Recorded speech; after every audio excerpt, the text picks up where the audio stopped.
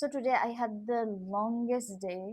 At first, I had post admission morning duty in the hospital. Then I got some flowers and attended my very close friend's birthday party. And then right now I'm here at my home finally.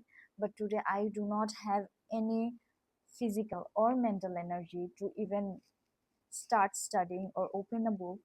But I do know that I cannot like skip an entire day of not studying because I have an exam upcoming. For those of you who do not know me, this is Dr. Shahlar. I am a first year surgical resident.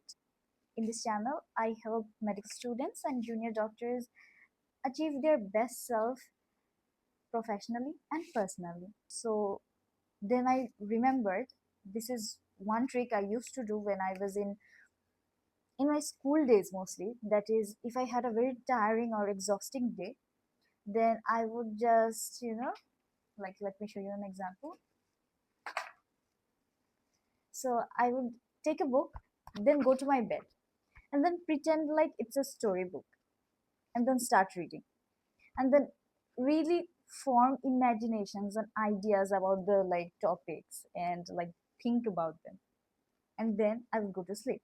So what that would do is, I think that's what I think that so it would reduce the resistance I would feel to study. For example, if I had to sit in a table right now and study, I wouldn't feel that motivated because I'm already very tired.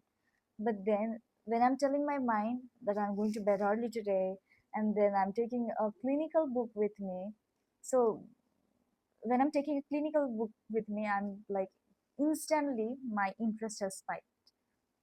Now I'm really excited to know about which disease I'm going to study. So it helps when it's a clinical book.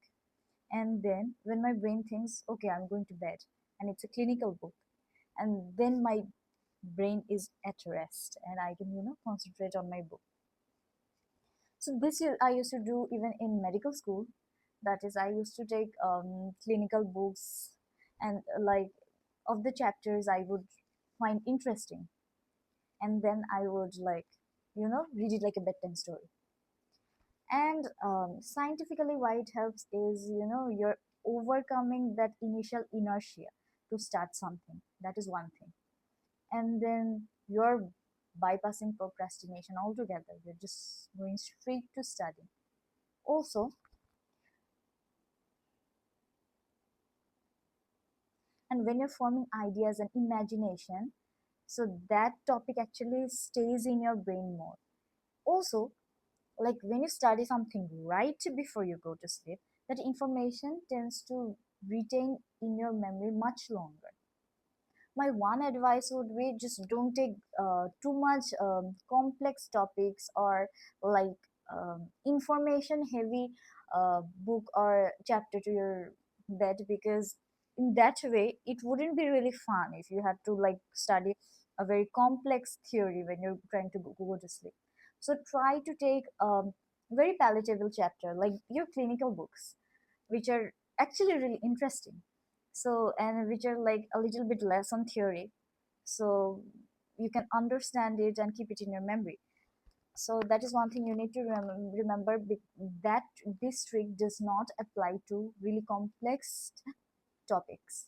So I promised you a short video. Here's your short video. Also, your doctor is too much exhausted today. So bye bye.